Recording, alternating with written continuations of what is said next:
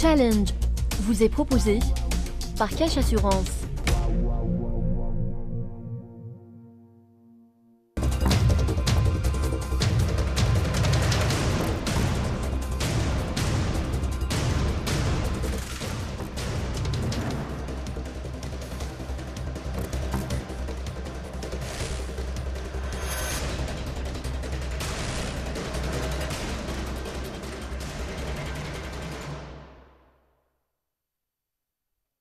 Mesdames, Messieurs, bonsoir, bienvenue sur Challenge. Les récentes données du gouverneur de la Banque d'Algérie formulées à l'Assemblée nationale sont-elles pour rassurer ou non dans une économie qui a du mal à prendre son envol? On nous annonce 114 milliards de dollars encore de réserves, ce qui nous conduirait à notre rythme de vie à tenir 3 ou 4 années. C'est inquiétant, même alarmant. Pour en parler, je reçois Farhat Aïtali pour ses idées lucides et sans compromission. Farhat Aïtali, bonsoir. Alors, 114 milliards de dollars, est-ce qu'il y a de quoi s'alarmer? Mais évidemment, il y avait de quoi s'alarmer déjà à 178 milliards de dollars, pas à 114, parce que cette logique qui consiste à considérer un matelas en devise qui n'est pas appelé à se renouveler comme une sorte d'amortisseur en voie d'usure, et de calculer quand même le nombre d'années qui restent avant l'usure totale de l'amortisseur, la logique en elle-même est effrayante. Parce que la logique aurait voulu, quand on parle aux gens du proche avenir, de leur donner une échéance de 3 ans pour sortir de l'ornière ou bien pour lancer un projet. L'espoir fait vivre, même sur une vingtaine d'années. Mais à partir du moment où on leur dit « n'ayez pas peur », nous sommes loin du sol. Mais il y a le crash quand même. C'est comme un avion qui vous dit « il nous reste 10 000 pieds avant le crash ». Mais on descend, on ne monte pas. À partir de là, je ne vois pas ce qu'il y a de rassurant quand quelqu'un nous dit « on est à 114, on n'est pas à 100, on n'est pas à 90 ». Nous sommes à 114 milliards de dollars. Parce que cela exprime 30 milliards de dollars de déficit entre la balance commerciale et les services, donc la balance de paiement générale. À partir du moment où l'économie du pays est incapable de se prendre en charge en matière de consommation et aussi incapable de produire de quoi compenser les pertes en dollars, ça durera ce que ça durera, mais le drame est déjà là. Pour reprendre votre image de l'avion qui descend à forte vitesse, il y a des moyens de... Alors, ce qu'on essaye de faire actuellement, ce n'est pas de refaire monter la vapeur, mais c'est de sortir des parachutes. En quelque part, on essaie de planer pour aller le plus longtemps possible et le plus loin possible avant le crash, en espérant éventuellement que les moteurs redémarrent tout seuls. Et quand je parle de moteurs, en général, toutes les prévisions chez nous en matière de redémarrage des moteurs portent sur le carburant, donc les hydrocarbures. Tout le monde est en train plus ou moins de tabler sur combien de temps pourrons-nous tenir avant la reprise éventuelle des cours qui nous permettraient d'aller de l'avant, mais sans avoir fait trop d'efforts pour s'en sortir tout seul. Et sans avoir de certitude que les cours remonteront. Ceci dit, la première des choses déjà, quand on fait des prévisions en période difficile, les prévisions se doivent d'être pessimistes.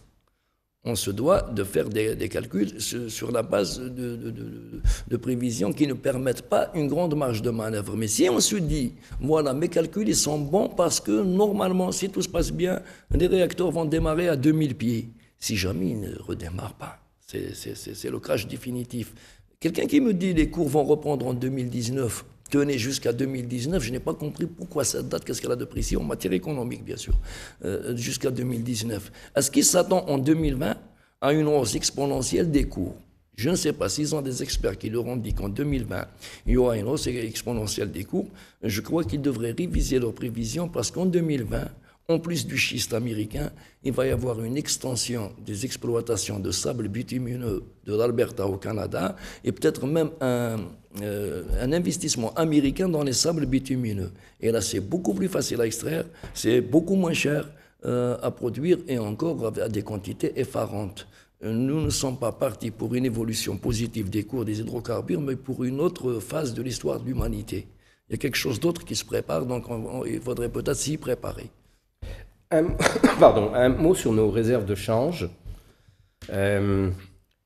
Alors, les chiffres donc, sont annoncés, 114 milliards de dollars. Est-ce que ces réserves, cet argent est bien placé, selon vous? Bien placé, et bien géré. Personne ne sait exactement à quelle proportion il est placé et où. Mais il y a une chose qui est sûre. Pourquoi on ne sait pas où il est placé placé et où? Est-ce que c'est normal dans un pays qui se doit d'être transparent sur ces choses-là? La logique voudrait que la Banque d'Algérie ait pleine latitude pour le placer, mais qu'elle n'ait pas pleine latitude pour cacher le lieu où il est placé, les banques où il est placé. Par contre, elle a tous les droits de le placer en fonction même, je dirais, peut-être de décisions politiques, parce que ce n'est pas seulement de l'argent à placer, c'est stratégique. Mais ceci dit, les derniers placements en date, il apparaît qu'il existe une certaine proportion dans des monnaies autres que le dollar. Et quand le gouverneur affirme que 4,3 milliards de dollars de chute dans ses réserves, qui sont descendues de 144 à 114, sur les 30, il y a 4,3 qui sont le résultat d'une perte de change sur d'autres placements dans d'autres monnaies. Moi, personnellement, à part l'euro et un petit peu le yen, il n'y a pas d'autres monnaies qui ont subi une chute depuis 2014 jusqu'à 2016 par rapport au dollar. L'euro ne fait que s'éroder. Donc, si l'érosion de cette année équivaut à 4,3 milliards de dollars, ça veut dire qu'elle a compensé les gains qu'on aurait pu avoir sur les placements, déjà sur les petits taux d'intérêt où on a placé l'argent. Je crois que la Banque d'Algérie devait, à la limite, rendre mensuel ou ne serait-ce que semestriel des situations dans lesquelles ces placements seraient précisés et éventuellement les discuter avec d'autres parties pour savoir est-ce que ces placements sont sécurisés en matière de gains. Parce que la tromperie, elle est où là? Quand on parlait de 144 milliards de dollars, sur les 144 milliards de dollars, avec de petits calculs, je peux extrapoler ce qu'il y avait en euros, en calculant les 4,3 par rapport à l'érosion de cette monnaie par rapport au dollar. Mais seulement, le problème qui se pose, c'est quand on les a placés en euros, c'était pour éventuellement avoir de la fluidité. Parce que dans des banques de premier ordre, c'est quand même plus facile à monnayer, c'est plus fluide en période de difficulté financière que des bons du Trésor.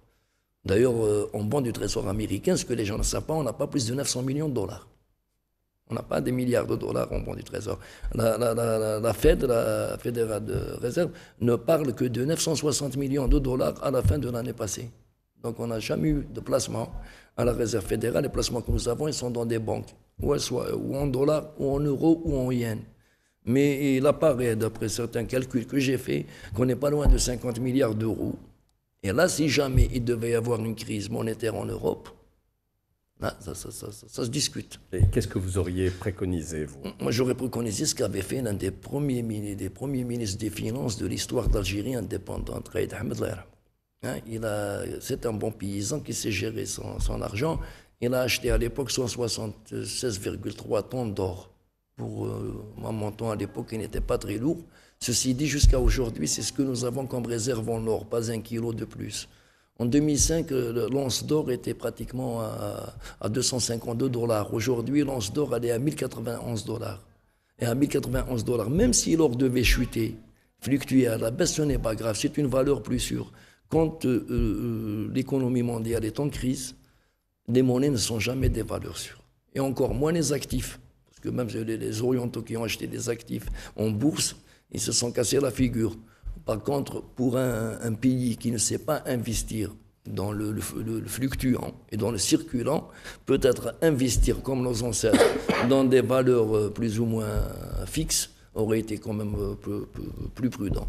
Alors justement, sur l'or, on dit que l'Algérie est un pays qui a un fort stock d'or. Est-ce que c'est juste? Est-ce qu'on peut évaluer ça? Il y a 176 tonnes d'or, pas une tonne de plus. Et ces 176 tonnes d'or, ce qui me paraît quand même curieux, c'est qu'elles n'apparaissent pas à l'actif de la Banque d'Algérie. À l'actif de la BA, nous avons une écriture réserve en or. Détention en or. Il y a quelque chose comme 1 milliard de dinars, 1 milliard de dinars, c'est à peu près 12 millions de dollars. 12 millions de dollars au cours actuel de l'or, ça ne représente pas quand même 176 tonnes, on est loin du chiffre. Et comment vous avez... Ça représente 176 kilos peut-être, mais pas 176 tonnes. Et comment vous avez ce chiffre, vous? Ce chiffre, il y a des situations mensuelles de la Banque d'Algérie qui sont publiables. En droit, elles doivent apparaître au journal officiel mensuellement. Ce qui veut dire dans le mois qui suit l'arrêt de la situation. Donc on a le tonnage. On n'a pas le tonnage, non. Dans la situation, vous avez le montant. Le montant. Vous extrapolez le tonnage Le tonnage inscrit à la situation, oui, vous l'extrapolez en fonction des cours de l'or et du montant. Mais malheureusement, le tonnage de 176 tonnes, ça tout le monde le sait, depuis l'époque de Boumedienne, mais jusqu'à présent, on ne le trouve pas dans les actifs de la Banque d'Algérie. Il n'est pas inscrit en or. S'il est inscrit en d'autres réserves, en d'autres écritures, ça c'est à eux de le dire. Mais en or, il n'y est pas. En or, nous avons 1,40 milliard de dinars. Et ça me paraît quand même curieux parce qu'une réserve d'or de sécurité nationale, le premier gestionnaire, c'est la Banque d'Algérie. Et si la Banque d'Algérie elle la gère certainement pas dans un garage. Elle devrait figurer dans ses actifs. Mais la Banque d'Algérie, aujourd'hui, a-t-elle les mains libres? Dans beaucoup de pays à l'économie semi-dirigiste, parce que nous avons fait une sorte d'hybride entre l'économie dirigiste et l'économie libérale. Donc c'est une économie libérale en apparence, mais où les intrusions et les ordres et contre-ordres font office de politique à moyen long terme. Automatiquement, nous sommes une économie semi-dirigiste. Je ne pense pas que la Banque d'Algérie ait été libre depuis peut-être les années 90, jusqu'à 99, quand il y avait l'ancien système de mandat. Quand il y avait Abdelrahman Haj Nasser, on pouvait parler d'une politique monétaire de la Banque d'Algérie. Mais à partir du moment où il a été fait injonction, je crois que c'était après l'affaire Khalifa en 2003, et le départ de l'autre gouverneur, à partir de là, il a été fait injonction à la Banque d'Algérie d'épouser les contours des politiques financières et économiques publiques. Donc même l'émission monétaire n'obéissait pas à une politique monétaire, elles obéissaient à des politiques financières, elles-mêmes induites par des politiques tout court, je dirais économiques ou même des fois politiciennes, pour que la monnaie nationale soit gérée en fonction des besoins du Trésor. Et pas d'inverse.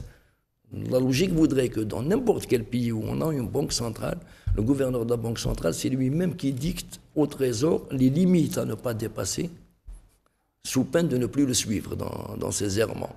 Ici, je crois que depuis 2003, et c'est évident de toute façon dans les situations, que c'est la Banque d'Algérie qui a suivi le Trésor dans tous ses errements.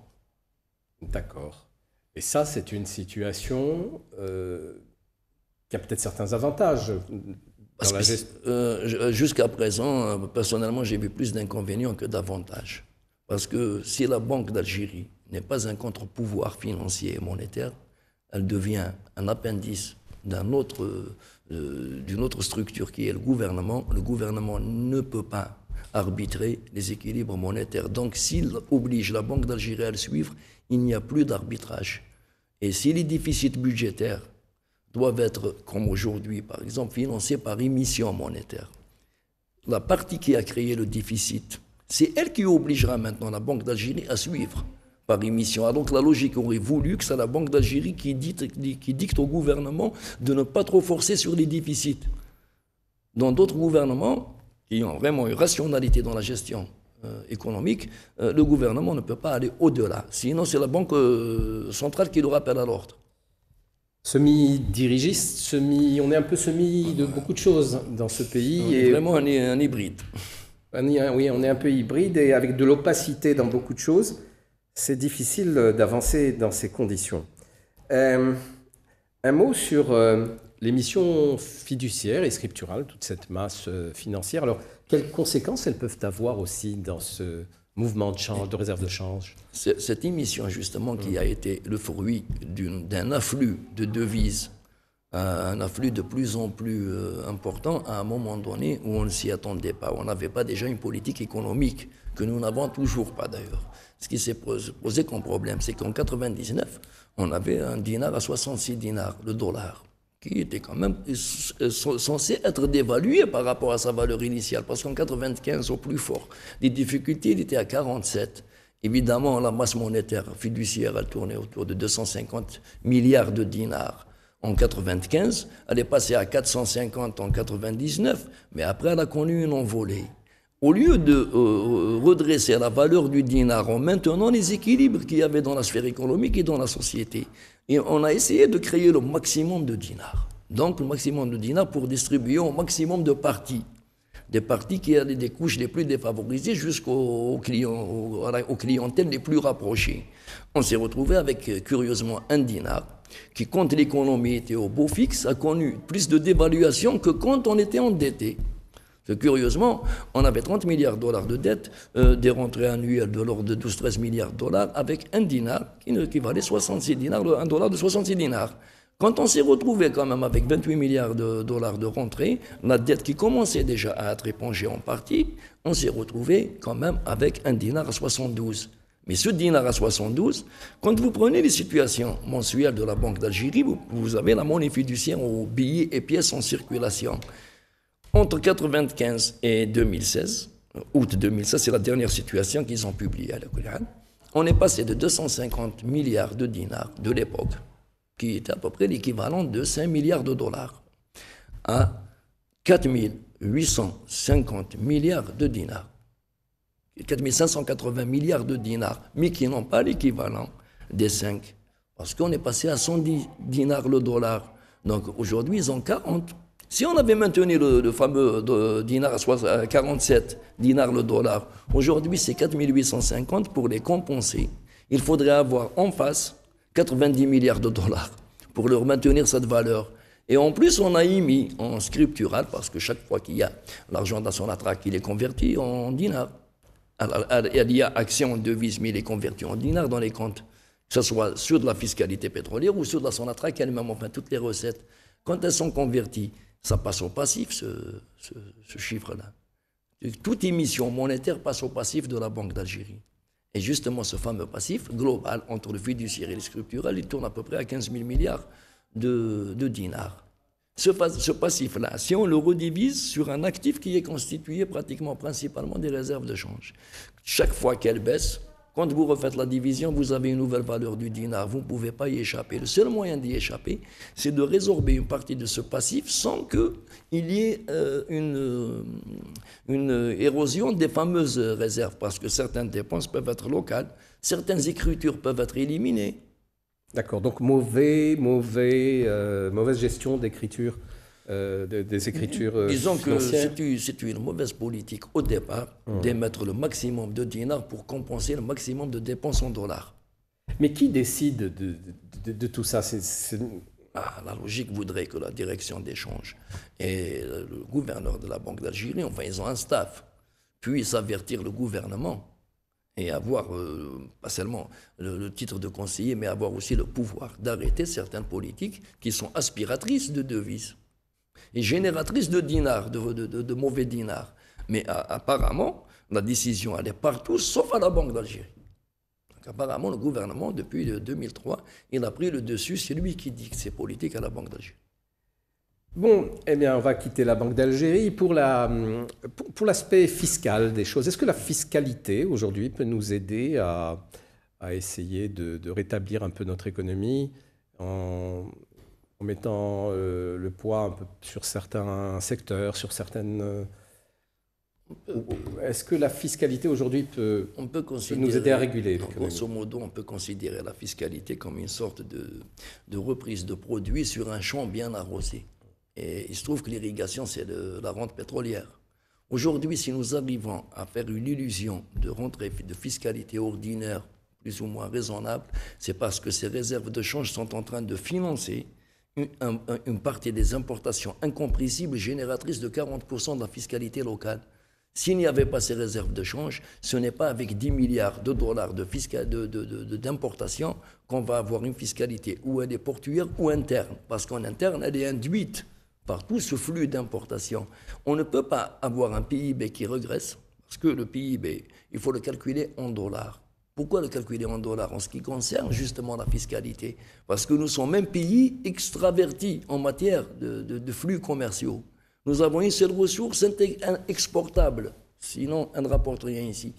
Et nous avons beaucoup de dépenses intégralement importables. Donc si nous n'importons pas, aujourd'hui, on ne peut pas avoir cette fiscalité. Le PIB algérien en dollars, il tourne à peu près à 166 milliards de dollars au 31 décembre 2015. Avec 166 milliards de dollars au 31 décembre 2015, la fiscalité, la pression fiscale ordinaire, la maximale que pourrait supporter la société serait de l'ordre de 16 milliards de dollars, 16 milliards et demi de dollars.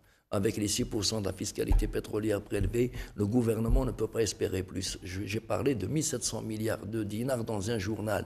Mais quelqu'un qui vient me dire, écoutez, nous n'avons plus de pétrole, on va se rabattre sur vous. Mais nous, c'est le pétrole, mon cher ami. Nous vivions de ce pétrole. Vous ne pouvez pas demander à des gens que vous avez financés grâce à une rente de la remplacer. Ces gens-là n'ont pas vécu en autonomie par rapport au cycle général de l'économie. Les 40 millions d'Algériens, quel que soit leur statut dans l'économie nationale, ils ont tous vécu en amont ou en aval de la rente. Mais personne n'a échappé à cette rente. Pourquoi demander à des gens qui sont eux-mêmes des sous-produits de la rente de devenir un palliatif à l'absence de cette rente? Ça ne tient pas la route, moi, quand le ministre me dit on va passer à 3 000 milliards de dinars. D'où? Vous me parlez de l'informel. Du moment que vous faites des lois de finances avec des prévisions de 2600 milliards de dinars, et que vous arrivez à la fin de l'année, vous réalisez 96% des prévisions. Vous me dites que nous avons recouvré 96% de la fiscalité visée. Ce que vous avez visé là, il inclut ou il exclut l'informel? Parce que si vous faites des lois de finances en laissant la part de l'informel hors de vos prévisions, là c'est grave, c'est une officialisation de l'informel. Mais si vous faites des lois de finances en incluant la part de l'informel et que vous ramenez 96%, ça veut dire vous avez tout ramené. Donc il est où cet informel? Quand on tient un discours, je crois qu'il y a un minimum de cohérence. D'accord. Alors maintenant, un mot encore sur les subventions. Alors non, avant les subventions, est-ce que sur les importations, il y a moyen encore de faire un effort pour les réduire? Est-ce qu'il y a des segments où on peut encore certains produits? Il y a un moyen de les réorienter vers des inputs d'industrie, vers des inputs agricoles, éventuellement pour relancer des services, mais pas de faire comme le fait l'administration, des licences, des interdictions sur certains produits, des économies de bout de chandelle. Ouais. Et en plus, là où il y a intrusion d'administration, là où il y a intrusion de quotas et de licences, il y a automatiquement dépassement, il y a passe-droit, il y a toutes sortes de contestations et de contentieux. Donc, je ne pense pas qu'on puisse faire pression sur nos importations globales à plus de 30 milliards de dollars, à moins de 30 milliards de dollars. Parce qu'on peut arriver à 30 milliards si la commande publique disparaît. Parce que le gros des importations aussi, c'est des produits semi-finis destinés à la commande publique. Et cette commande publique, si elle disparaît, éventuellement, on pourrait le compenser. Mais sur les services, par exemple, vous avez le gros du chapitre service, vous avez les associés de Sonatrach. Là, on ne peut pas les exclure quand même, c'est leur part des ventes de pétrole. Mais nous avons les opérateurs de téléphonie mobile. On ne va pas leur interdire de travailler. Mais aussi les Algériens qui occasionnent, bon an, mal an, quelque chose comme 600-700 millions de dollars de transferts, moyennant des conversations dont 80% ne servent pas à grand-chose. Là aussi, il faudrait revoir ça. Et éventuellement pas faire comme on a fait avec Gizi la première fois. Il y a les attaques administratives pernicieuses qui ont fini avec les résultats que tout le monde connaît. Il faudrait peut-être booster l'opérateur national ou en faire un autre, toujours national, pour essayer de limiter la casse en devises. J'écoutais ce matin un expert qui disait qu'on mangeait trop de pain. Qu'il fallait manger moins de pain pour réduire un peu les importations de... Cette histoire de pain, justement, on ne mange pas trop de pain parce qu'il faudrait déjà qu'ils me définissent au juste quel est le tonnage de blé tendre qui va vers le pain et qui va vers ailleurs. Oui, parce qu'il expliquait qu'on était le seul pays au monde où il y avait des poubelles consacrées au pain. C'est pas parce qu'on mangeait trop de pain, parce que quand on oblige des gens à faire du pain subventionné et plafonné en matière de prix, alors que dans le prix, il n'est inclus que le quintal de farine à 130 dinars, qui elle-même prend la tangente vers d'autres secteurs et d'autres produits. Donc automatiquement, ce boulanger-là, il a d'autres charges, il a l'électricité, il a les employés, tout ça, ça fluctue et ce n'est pas plafonné. Donc on lui donne les quintals à 130 dinars et on le laisse se débrouiller avec le reste des charges. Il ne pourra jamais faire un pain mangeable. Donc vous en achetez 5, vous en avez 4 qui sont immangeables au bout de 2 heures. Donnez-leur le vrai tarif, la vraie farine, au vrai prix. Moi je suis prêt à payer 2 pains à 20 dinars chacun, à les manger tous les deux sans rien jeter, que d'en acheter 6 pour en manger la moitié. Sur les subventions, il y a moyen de baisser ces chiffres. Quel est le chiffre aujourd'hui des subventions publiques de l'État? Il y a 2 catégories de subventions. Il y a la subvention sur les céréales et le lait. Je crois que c'est les seules subventions visibles et qui sont pratiquement prises en charge par la loi de finances. Elles tournent autour de 2 milliards de dollars. Ce n'est pas aussi énorme que ça. Par contre, la fameuse subvention de 12 milliards de dollars sur les carburants, celle-là, elle n'est pas à la charge du Trésor. On ne la trouve pas dans la loi de finances. Elle n'est pas dans les dépenses ni de fonctionnement ni d'équipement. Celle-là, elle est à la charge de l'amont. L'État la perd en fiscalité non recouvrée. Et Naftal la perd aussi en gain sur ces reventes. C'est Naftal qui assume cette subvention. Mais c'est toujours une subvention. Donc, quand l'État assume des recettes non recouvrées, il fait cadeau de ces recettes, c'est comme s'il faisait des dépenses. Mais le reste, en parlant de subventions, quitte quel mot à des transferts sociaux, des fois on trouve des chapitres qui ne sont pas vraiment des subventions. Et on trouve d'autres subventions, par exemple, comme le logement. 400 milliards de dinars pour le logement, là aussi ça reste à étudier. Moi, personnellement, je ne suis pas d'accord pour ce montant et pour donner chaque année 400 milliards de dinars pour une crise de logement qui ne fait que s'amplifier malgré toutes les dépenses faites pour... Justement, c'est ces dépenses-là qui créeront la crise jusqu'à la fin des temps. Il faudrait peut-être dire aux Algériens, une bonne fois pour toutes, dans la vie, on a le droit de travailler, on a le devoir de travailler, on a la liberté d'entreprendre, mais à partir de là, le logement, ça se loue ou ça s'achète. Ça ne se donne pas. Les élections législatives, c'est pour bientôt. Je viens d'apprendre que c'est pour le 4 mai officiellement. Le 4 mai, exactement. Oui. Et qu'est-ce que vous espérez pour notre prochain gouvernement? Personnellement, je n'espère rien de spécial et je ne désespère pas aussi. Je suis hors de cette sphère quelque part parce que je pars du principe que jusqu'à présent, les Même gouvernements... Même si vous les suivez de près par les chiffres. Non, évidemment, moi je suis le gouvernement tant qu'il est en place. Et je suis aussi les programmes tant que je vois des propositions pour voir ce qu'elles valent.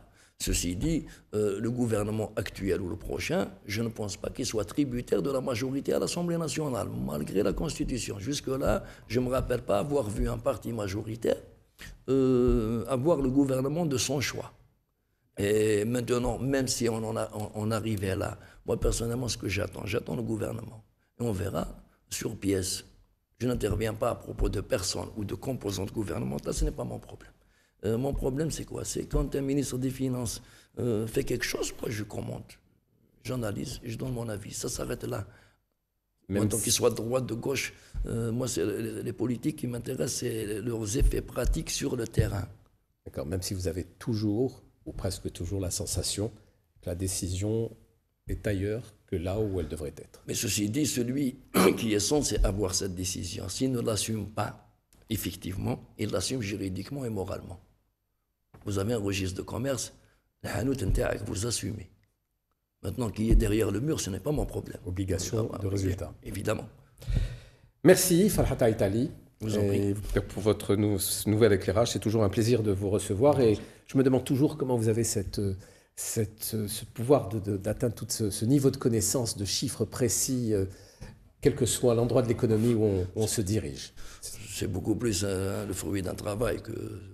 Vous travaillez là-dessus au quotidien? Évidemment, on ne peut pas intervenir dans des domaines sans avoir travaillé dessus. Aucune donnée ne doit être laissée au hasard, sinon... Mais pourtant, ce n'est pas un métier sur lequel vous êtes non, pas spécialement, rémunéré. Non, moi je suis que vous avez rémunéré. Une entreprise, non, vous faites autre chose. Non. Mais ceci dit, il est quand même immoral d'intervenir dans un domaine sans avoir analysé tous les tenants et aboutissants. Parce que là, on risque de non seulement tromper les gens, mais aussi de critiquer les actes des gens gratuitement parce qu'on a décidé que ce n'était pas bon par nos humeurs ou nos penchants. Il faudrait quand même étayer ces chiffres. Comment peut-on refaire redémarrer rapidement la machine? Parce que voilà... Bon, déjà, pour redémarrer la machine, encore faudrait-il se rendre compte qu'elle est en panne. Il faudrait aussi que tout le monde... Non, pour ça, tout le monde se rend. Non, mais parce que tout le monde croit qu'elle est en panne chez le voisin et pas chez lui. Chacun veut garder sa partie de la couverture en tirant sur celle du voisin. Il faudrait déjà définir quels sont les secteurs prioritaires à sauvegarder avant qu'on ne les suive dans la chute et les secteurs qui devraient faire des sacrifices avant qu'ils nous suivent aussi dans la chute. Parce que le problème qui va se poser, si chaque couche de la société, si chaque volet ou corporation pense pouvoir continuer sur le même rythme en nous faisant imputer la casse aux autres, on n'est pas sorti de l'auberge. Maintenant, il y a le secteur productif, l'existant, je dis bien l'existant, pas celui qui prétend investir dans l'avenir. L'existant, il faudra le relancer, le réanimer, se débrouiller pour le faire renaître de ses cendres, quel qu'il soit, privé ou public. Sinon, pour ce qui est de la consommation, si on continue à la favoriser par rapport à la production, le crash il va se rapprocher, c'est tout. Merci Farhat Aïtali, merci à vous de votre attention et je vous dis à samedi prochain pour un nouveau débat de Challenge.